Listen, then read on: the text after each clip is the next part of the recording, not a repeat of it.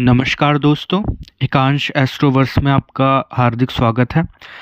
और आज हम नाइन्थ हाउस की सीरीज़ में कंटिन्यू करेंगे। तो आइए शुरू करते हैं। आज हम संजय दत्त जी की कुंडली का एनालिसिस या विश्लेषण करने की कोशिश करेंगे। तो आइए शुरू करते हैं। ये कुंडली वृश्चिक लगन की है, लग्न खाली है। दूसरे भाव में शनि, पंचम में केतु, सप्तम में चंद्र, नवम में सूर्य और बुध, दशम में मंगल और शुक्र, 11वें में राहु और 12वें में बृहस्पति महाराज विराजमान है। सबसे पहले हम लग्नेश की बात करते हैं। लग्नेश वृश्चिक लगन के अनुसार मंगल महाराज हुए, जो कि लग्न से दशम भाव में बैठे हुए, मतलब दशम भाव में विराजमान है। मंगल महाराज दशम भाव में दिग्बली हो जाते हैं। और आप अगर ध्यान से देखेंगे कि दशम से दशम, मतलब अगर आप दशम भाव पर उंगली रखें और इससे दशम गिने तो सप्तम भाव आएगा। और सप्तम भाव के स्वामी शुक्र महाराज हुए, जो कि दशम भाव में ही बैठे हैं। तो लग्नेश के साथ दशम से दशम के स्वामी का बैठना ये एक अच्छी बात है। As a result native career oriented मिलेगा आपको। और मंगल अग्नि तत्व में विराजमान है, अग्नि तत्व का ग्रह अग्नि तत्व राशि में विराजमान है। तो एज अ रिज़ल्ट नेटिव के लाइफ में काम उसको मिलता रहेगा, कंटिन्यूस वर्क वो करता रहेगा, चाहे लाइफ में उसके जितने चैलेंजेस आए या जो भी हो, पर वो करियर के रिलेटेड सीरियस रहेगा।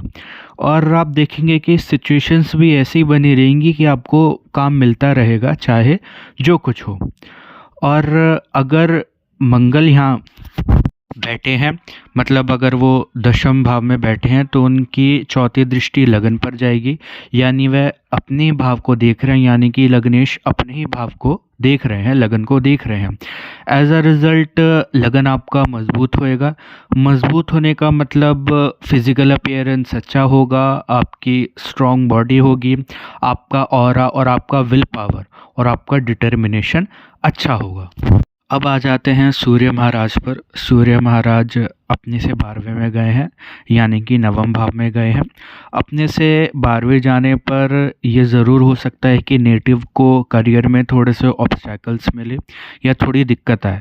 पर आप दूसरी बात देखेंगे कि केंद्र का स्वामी त्रिकोण में गया है, यानी दशम भाव का स्वामी त्रिकोण में गया है। ये एक तरह का राजयोग है।